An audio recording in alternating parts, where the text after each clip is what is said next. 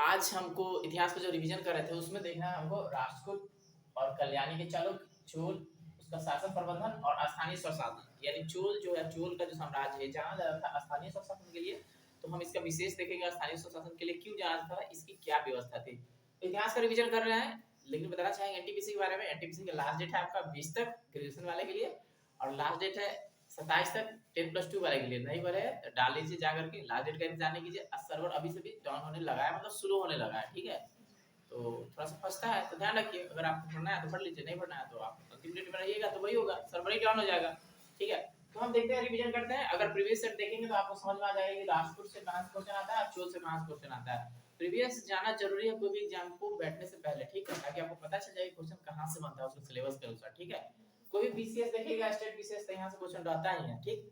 तो ये आपको एग्जाम पास करने के लिए जाना जरूरी नहीं, ये आपको जाना जरूरी है आपको जीवन जीने के लिए, क्योंकि ये इतिहास है। इतिहास को पढ़ने से लोगों को ज्ञान मिलता है कि वो कैसे हुआ था, किस तरह से हुआ था, और उस परिघटना से उसको क्या सीख मिलता है, इसलिए जाना जरूरी है, ठीक है। सिर्फ एग्जाम पास करने के लिए नहीं, पढ़ाई इसलिए नहीं कर रहे कि वो एग्जाम पास कर ले, बेहतर जिंदगी जी सके इसके लिए पढ़ना जरूरी है, ठीक है। आपको ज्ञान होना चाहिए। तो देखते हैं राष्ट्रकूट, राष्ट्रकूट से कौन सा क्वेश्चन बनता है। सबसे पहले तो इसको संस्थापक के बारे में याद रखिएगा, क्वेश्चन आता ही है संस्थापक के बारे में, कहीं भी एग्जाम में बैठेगा आपको पूछेगा ही। तो दंतेदुर इसका संस्थापक था, 1 नंबर का क्वेश्चन हो गया। तो देखते हैं राष्ट्रकूट के बारे में। राष्ट्रकूट चालुक्य के सामंत थे, यानी चालुक्य जो पीछे पड़े हैं ना, उसके अंतर्गत ये काम करता था, ठीक है।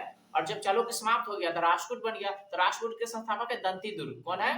तो परीक्षा में पूछता है राष्ट्रकूट के संस्थापक कौन है, अब ये याद कर लीजिए, अभी ही भूलिएगा नहीं। राष्ट्रकूट के संस्थापक दंतीदुर्ग। पता राष्ट्रकूट की राजधानी ना मानखेत थी, जगह का नाम है मानखेत। क्या नाम है?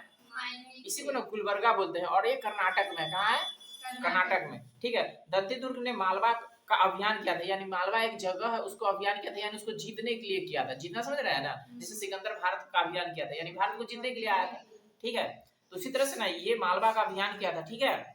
तो वहां पे देखिए क्या हुआ, अभियान किया था, हिरण्य गर्भाधान यज्ञ की जिसके प्रतिहारों ने द्वारपाल का भूमिका निभाया। द्वारपाल कहते हैं, द्वारपाल मतलब रक्षा करने वाला, द्वारपाल।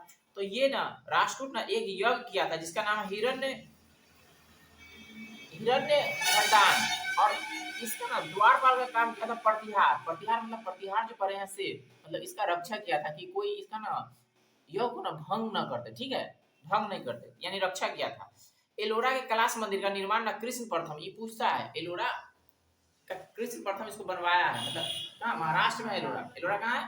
महाराष्ट्र में। और वहां पे ये मंदिर है एलोरा के कैलाश मंदिर। क्या नाम है? कैलाश मंदिर कौन बनवाया था? कृष्ण प्रथम। कृष्ण प्रथम। तब पूछिए एलोरा के कैलाश मंदिर का निर्माण कौन करवाया? ये कहाँ है? एलोरा महाराष्ट्र में है, ठीक है। ध्रुव त्रिपक्षीय संघर्ष में भागीदारी करने वाला प्रथम राष्ट्रकूट था। उधर त्रिपक्षीय संघर्ष पड़े है ना, पाल धर्मपाल सब जो शामिल हुआ था, तो वो यही है ध्रुव। ध्रुव शामिल हुआ था राष्ट्रकूट का। तो ध्रुव त्रिपक्षीय संघर्ष में भागीदारी करने वाला प्रथम राष्ट्रकूट शासक था, नाम है ध्रुव, ठीक है। ज्यादातर पूछता है कि निम्नलिखित में से कौन सा पाल नरेश त्रिपक्षीय संघर्ष में शामिल हुआ था? तो धर्मपाल। तो पाल उधर उधर पाल वाला धर्मपाल और राष्ट्रकूट वाला ध्रुव। अमोघ वर्धन ने कवि राजमार्ग ग्रंथ की रचना की। किताब का नाम है कवि राजमार्ग, लिखा कौन है? अमोघ वर्ष। वो लिखा है अमोघ वर्ष, रचना की, जो कन्नड़ भाषा की है। कौन सी? कन्नड़ भाषा जानते हैं ना, कन्नड़ भाषा की मतलब एक भाषा है कन्नड़ भाषा, कन्नड़ भाषा में लिखा है। इंद्र तृतीय के समय में अल मसूदी भारत आया था। अल मसूदी विदेशी है, एक भारत की यात्रा पर आया था। उस समय भारत के यहाँ के जो राजा थे ना, इंद्र तृतीय थे। कौन थे? तो आपको पूछेगा इंद्र तृतीय के समय कौन आया था? अल मसूदी। या ऐसे ही पूछेगा अल मसूदी किसके समय में भारत आया था? इंद्र तृतीय के समय में, यानी यहाँ पे ना इंद्र तृतीय का राज चल रहा था, तब अल मसूदी भारत आया था, ठीक है। तकोल्लम की लड़ाई 949 राष्ट्रकूट शासक कृष्ण तृतीय और चोल शासक परांतक प्रथम के बीच हुआ था, यानी कि तकोल्लम का युद्ध है। पूछेगा तकोल्लम का युद्ध कहिए हुआ था? 949 में। किसके किसके बीच हुआ था? कृष्ण तृतीय और परांतक प्रथम के बीच। तो कृष्ण तृतीय क्या राष्ट्रकूट से, और परांतक प्रथम चोल से। परांतक प्रथम चोल से भाग लिया था। चोल शासक पराजित हो गया था, यानी परांतक हार गया, ठीक है, परांतक हार गया, कृष्ण तृतीय जीत गया। पूर्ण कृष्ण तृतीय के दरबार में रहते थे, उधर पढ़े थे ना, तमिल के कवि त्रिरत्न पम पोन रन, वही वाला है। हाँ, कन्नड़ साहित्य का है त्रिरत्न ठीक है। तो इसी तरह पोम कृष्ण तृतीय के दरबार में रहते थे जिन्होंने शांति पुराण, किताब का नाम है शांति पुराण। तो ये परीक्षा में पूछता है कि शांति पुराण के लेखक कौन है। देखिए उत्तर भारत के अगर लेखक है तो आप जान जाइएगा, लेकिन दक्षिण भारत के लेखक है तो आप उसको ना कम जानिए, क्योंकि वो ध्यान में नहीं रहता है। इस सब किताब का नाम इसे रहता है जो याद नहीं रहता है, ठीक है। तो आपको याद रखना शांति पुराण। शांति पुराण कौन लिखा? शांति पुराण। शांति पुराण की रचना किया कौन, याद रखिएगा, ठीक है। कहता है राष्ट्रकूट राजा कर्क द्वितीय को तैलप द्वितीय ने पराजित किया था, यानी कि राष्ट्रकूट राजा का कर्क द्वितीय था, ठीक है। उसको तैलप द्वितीय ने पराजित कर दिया और उत्तरवर्ती चालुक्य का स्थापना किया, यानी कि राष्ट्रकूट का अंतिम कौन हो गया? कर्क द्वितीय। राष्ट्रकूट का अंतिम कर्क द्वितीय, इसको कौन हरा दिया? तैलप द्वितीय। तैलप द्वितीय हरा करके उत्तरवर्ती चालुक्य का स्थापना किया। अब हम आपको देखेंगे जो कल्याणी के चालुक्य है इसको कहते हैं उत्तरवर्ती चालुक्य, ठीक है। उत्तरवर्ती चालुक्य, ठीक है। यानी कि उसी में का एक पार्ट है। देखिए अब इसके बारे में देखिए, विक्रमादेव चरित्र की रचना ना बिल्हन किया है। कौन किया है? यानी किताब के नाम है विक्रमादेव चरित्र। आइए ना, विक्रमादित्य 6 के दरबार में रहता था। विक्रमादित्य 6 के दरबार में रहता था। मिताक्षरा के लेखक है ज्ञानेश्वर। आई पूछता है मिताक्षरा के लेखक कौन है? विज्ञानेश्वर, ठीक है। तो ये बहुत चर्चित पुस्तक है मिताक्षरा। इसके बारे में एग्जाम क्वेश्चन पूछता है, आपको ऐसे ही पूछेगा मिलान करने वाला, ठीक है। ऐसे ही पूछेगा विज्ञानेश्वर की कृति क्या है, तो मिताक्षरा। ऐसे ही पूछेगा मिताक्षरा के लेखक कौन है? विज्ञानेश्वर। तो याद रखिएगा, अपने राज्यारोहण के उपलक्ष्य में विक्रमादित्य ने 1076 में चालुक्य संवत प्रारंभ किया था। देखिए आप कनिक संवत पढ़े हैं, विक्रम संवत पढ़े ना, उसी तरह से भी चालुक्य संवत है, 1076 में चालू हुआ, ठीक है। 1076 में चालू हुआ चालुक्य संवत, ठीक है। विक्रमादित्य इसको चालू करवाया। फिर नीचे बता दिया आपको पूर्ण, पम, पूर्ण और रन कन्नड़ साहित्य के ना त्रिरत्न है। अभी बताते हैं, ये भी पूछता है आपको। जैन धर्म त्रिरत्न, बौद्ध धर्म त्रिरत्न पढ़ते आ रहे हैं ना, तो यहाँ के ना कन्नड़ साहित्य के त्रिरत्न है। पूछता है पम, पूर्ण, रन क्या है?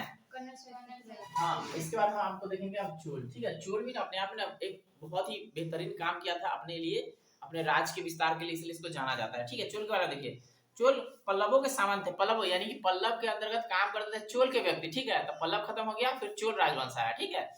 तो इसके इतिहास मुख्यतः अभिलेखों से प्राप्त होता है। आपको बताया अभिलेख के बारे में, जो अशोक सबसे पहले चलाया था, ठीक है, जो कि संस्कृत और तमिल और तेलुगु और कन्नड़ भाषा में लिखी गई। यानी चोल के बारे में जानना है ना, आपको संस्कृत में मिलेगा, तमिल में मिलेगा, तेलुगु में भी और कन्नड़ में भी, मतलब इस सारे भाषा में इसके अभिलेख लिखे गए हैं। विजयालय ने चोल राज की स्थापना की, यानी पूछेगा चोल के संस्थापक कौन है, तो विजयालय। चोल के संस्थापक कौन है? विजयालय। आपको याद रखना है। उसने नरकेसरी की उपाधि ली, यानी जब राजा बना था ना तो उसकी उपाधि थी नरकेसरी। क्या था? नरकेसरी की उसकी उपाधि थी। पता है चोलों की प्रारंभिक राजधानी तंजौर थी। कहाँ थी? और इसी का नाम है तंजावुर, ठीक है। तो चोल की राजधानी क्या है? तंजौर, और इसी को क्या बोलते हैं? तंजावुर बोलते हैं। कहता और अरबोविलास राज प्रथम ने सांडचेर तथा श्रीलंका के गठबंधन को पराजित किया और उसने श्रीलंका के शासक महेंद्र पंचम को पराजित कर दिया। यानी कि राज प्रथम है जो श्रीलंका पर आक्रमण किया था, और वहां के राजा था महेंद्र पंचम। महेंद्र पंचम को हरा दिया था, ठीक है, पराजित कर दिया था। समझ रहे हैं? मतलब कि राज प्रथम एक राजा है चोल वंश का जो श्रीलंका पर आक्रमण किया था। तो उस समय ना वहां के राजा थे महेंद्र पंचम, उसको हरा दिया, ठीक है, उसको हरा दिया, यानी वो जीत लिया। यानी श्रीलंका के कुछ पार्ट है वो जीत लिया, और राजा को वहां से ना भागना पड़ा, यानी छोड़ के अलग जाना पड़ा, ठीक है। तो श्रीलंका के कुछ पार्ट को ना जीत लिया कौन? राज प्रथम। तो आपको पूछेगा निम्नलिखित में कौन सा चोल नरेश सबसे पहले श्रीलंका पर आक्रमण किया था? यही राज प्रथम। तथा राज प्रथम ने मालदीव पर अपनी शक्तिशाली नौसेना की सहायता से विजय प्राप्त की, यानी कि मालदीव को भी जीत लिया। श्रीलंका को तो जीता, मालदीव को भी जीत लिया। यानी सबसे पहले नौसेना की शक्ति का ना इस्तेमाल यही किया था राज प्रथम, ठीक है। यह प्रथम चोल शासक था जिसने भूमि की माप करवाई। भूमि समझ रहे हैं, जो जगह होता है उसको नपवाया, ठीक है। अपने जीवन काल में ही उस अपने पुत्र राजेंद्र प्रथम को सम्राट घोषित कर दिया। यानी कि जब ये जिंदा था ना तभी बता दिया कि मेरा बेटा उत्तराधिकारी बनेगा। उसका क्या नाम है? राजेंद्र प्रथम। यानी कि राज प्रथम के बाद आ गया राजेंद्र प्रथम। अब यानी राजेंद्र प्रथम राजा बनेगा। तथा राज प्रथम ने तंजौर में बिरदेश्वर मंदिर, आपको पूछेगा इसी का नाम है राजराजेश्वर मंदिर। तो राजराजेश्वर मंदिर बोले या बिरदेश्वर मंदिर बने, तो बोलेगा कौन बनवाया? राज प्रथम। चाहे ऐसे ही पूछ सकता है कि कौन वंश के लोग बनवाए थे? चोल वंश के, ठीक है। नाम है राजराजेश्वर या बिरदेश्वर मंदिर का नाम है, ठीक है। कहता है राजराज प्रथम ने संपूर्ण श्रीलंका को जीत लिया। देखो उसका जो पिता था थोड़ा सा जीता था श्रीलंका को, ठीक है, और उसका बेटा है पूरे श्रीलंका को जीत लिया, ठीक है, पूरे श्रीलंका को जीत लिया। तो आपको क्वेश्चन यहाँ से फंस जाएगा, श्रीलंका का अभियान किया था उसका पापा, अब पूरे श्रीलंका को जीता उसका बेटा। तो क्वेश्चन फंस ना जाएगा कि श्रीलंका को कौन जीता। तो श्रीलंका को पूरी तरह से जीता जब बोलेगा तब इसका नाम राजेंद्र प्रथम। और श्रीलंका का अभियान कौन किया था, तो राजराज प्रथम। देखिए क्वेश्चन यहाँ से फंस जाएगा ना, उसका बेटा राजेंद्र प्रथम और राजराज प्रथम, यानी 9 सैनिक अभियान किया था राजराज प्रथम, आज जीत पूरा श्रीलंका को जीता राजेंद्र प्रथम, ठीक है। कहता है राजेंद्र प्रथम ने संपूर्ण श्रीलंका को जीत लिया। 1022 में गंगा घाटी का अभियान किया। गंगा घाटी यानी अपना गंगा है ना बिहार में, तो ये पश्चिम बंगाल का अभियान किया था, वहां भी तो गंगा है ना। अभियान किया। अब पाल शासक महिपाल, तब ना पाल वंश का शासक था महिपाल, महिपाल को पराजित किया, मतलब हरा दिया। महिपाल बंगाल पे शासन करता था उस समय, ठीक है। इस उपलक्ष्य में वापस आकर गंगैकोंड चोलपुरम इन नगर का स्थापना किया। नाम है गंगैकोंड चोलपुरम की स्थापना कौन किया, राजेंद्र प्रथम स्थापना किया। और गंगैकोंड चोल की उपाधि ली, मतलब अब उपाधि ले लिया क्योंकि गंगा के क्षेत्र को जीत लिया, ठीक है। तो जब यहाँ से लौटा तो गंगैकोंड चोलपुरम एक नगर बनाया। अब गंगैकोंड चोल की उपाधि लिया, यानी चोल का एक राजा जो ना गंगा के क्षेत्र को जीत लिया, ठीक है। राजेंद्र प्रथम ने गंगैकोंड चोलपुरम को चोल राज की नवीन राजधानी, देखो ऊपर तभी एक और राजधानी पड़ी थी ना, अब एक और राजधानी आ गया। ऊपर बड़ी तंजौर था जिसको तंजावुर बोलते हैं, अब उस अपना राजधानी कहाँ ले आया, गंगैकोंड चोलपुरम, ठीक है, यानी कि चोल के 3 राजधानी हो गया, ठीक है। तंजौर जिसको तंजावुर बोलेंगे, और ये कहा गया गंगैकोंड चोलपुरम। तो ये राजेंद्र प्रथम जब जीत लिया तो नगर बसाया, इसी में अपना राजधानी रख दिया। उसने दक्षिण पूर्व एशिया में सैन्य अभियान किया। उसने शैलेंद्र शासक श्री संग्राम विजय तुंग को पराजित करके कटाहा यानी कडारम पर अधिकार कर लिया और कडारकोंड की उपाधि धारण की। इस राज के अंतर्गत मल्ल, जावा, सुमात्रा द्वीप आता था, यानी कि इसका ना 9 शक्ति इतना शक्तिशाली था ना, 9 सेना की ना जहाँ पे आक्रमण कर लेता था उसको जीत ही लेता था, ठीक है। यानी नाव उस 9 सेना के जिसको नेवी बोलते हैं, इसका नेवी आर्मी ना बहुत तगड़ा था, ठीक है। उधर श्रीलंका को जीत लिया, इधर यहाँ के पाल शासक को जीत लिया, फिर जावा सुमात्रा को जीत लिया, सबको जीत लिया, ठीक है। कहता कुलतुंग प्रथम ने चोल चालुक्य रक्त मिश्रित थी, मतलब एगो राजा था कुलतुंग प्रथम जो चोल और चालुक्य दोनों का ना मिश्रित खून था। इसने भूमि की 2 बार माफ करवाई। कला कुलतुंग द्वितीय ने चिदम्बरम मंदिर में स्थित गोविंद राज यानी विष्णु की मूर्ति को समुद्र में फेंकवा दिया। यानी कुलतुंग एक राजा है, कुलतुंग द्वितीय जे ना चिदम्बरम में ना विष्णु की मूर्ति लगा हुआ था, ठीक है, और उसको ना तुड़वा के फेंकवा दिया समुद्र में।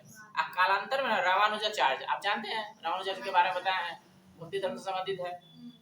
तो रामानुजाचार्य ने उसे मूर्ति का ना पुनरुद्धार किया, यानी कि समुद्र से निकलवाया और तिरुपति के मंदिर में ना प्रतिष्ठान किया। वही तिरुपति जहाँ जाते हैं टकला होके, ठीक है, पूजा करने के लिए, ठीक है। तो तिरुपति के मंदिर में इसको ना प्रतिष्ठान कराया, तब से ये लोग जाना जाता है। यानी तिरुपति मंदिर किसका है, विष्णु भगवान का है, क्या कि मूर्तिवा को तोड़ करके समुद्र में फेंकवा दिया था। बगल में जानते हैं श्रीलंका भारत के दक्षिण में क्या है, हिंद महासागर है, तो मूर्ति बन रहा था उसको उठवा के फेंकवा दिया वहां पे। तो वही रामानुजाचार्य उसको उठा करके ले गया मूर्ति के, मूर्ति विष्णु का था। अब तिरुपति में उसको रख दिए। अब तिरुपति में लोग जाते हैं पूजा करते हैं, तो पूछेगा तिरुपति में किस भगवान की पूजा होती है, हाँ विष्णु भगवान का। कौन रखा था प्रतिष्ठान, था रामानुजाचार्य, यानी वही उसको ठीक किए, ठीक है, उसको व्यवस्थित किए, ठीक है।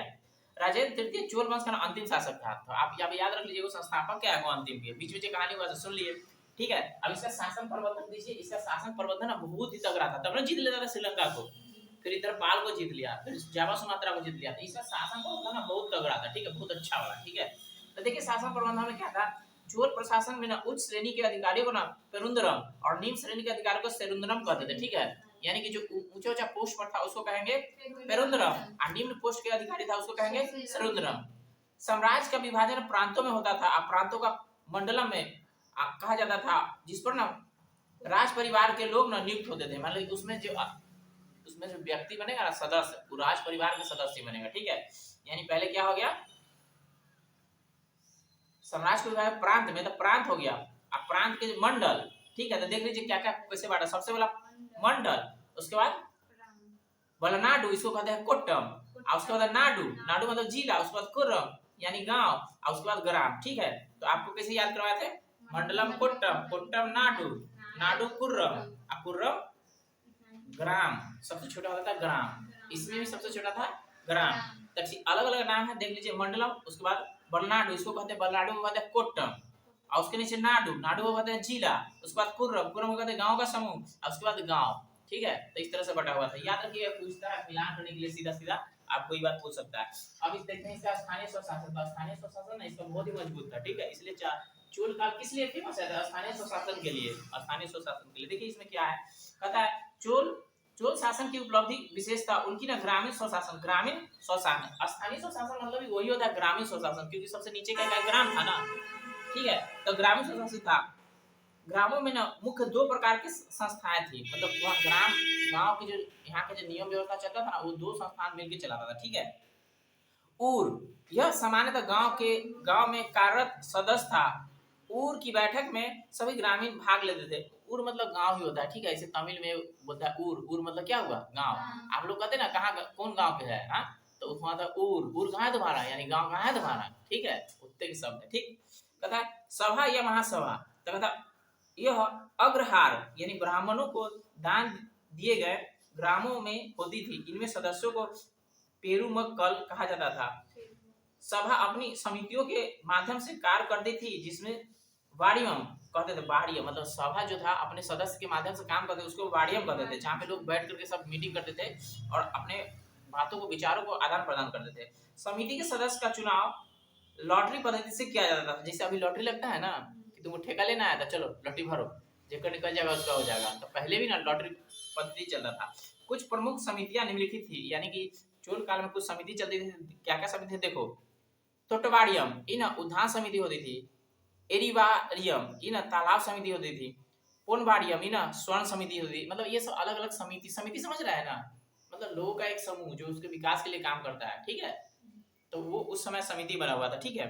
कहता सभा या महासभा की कार्यकारिणी के प्रबंधन में पर्याप्त विवरण हमें प्रांतक एक के उत्तर मेरूर अभिलेख से प्राप्त होता है। तो पूछेगा उत्तर मेरूर अभिलेख का संबंध किससे है, प्रांतक प्रथम से, याद रहे ना। चलिए एगो क्वेश्चन फिर बन गया ना कि उत्तर मेरूर अभिलेख का संबंध किससे है। अगर प्रांतक नहीं लिखे खाली चोल लिखे तो जान जाएगा कि चोले के ना है, प्रांतक प्रथम के है, चोले के है। तब पूछेगा उत्तर मेरूर अभिलेख का संबंध किससे है, तो प्रांतक प्रथम से। तो यही सब महत्वपूर्ण क्वेश्चन था, इसमें बन गया, ठीक है। अब हम आगे देखेंगे चोलकालीन अर्थव्यवस्था, उसकी सांस्कृतिक और उसके समकालीन जो भी राज था से सब, ठीक है, अगले वीडियो में देखेंगे। पर क्या रिवीजन हो जाएगा, ठीक है।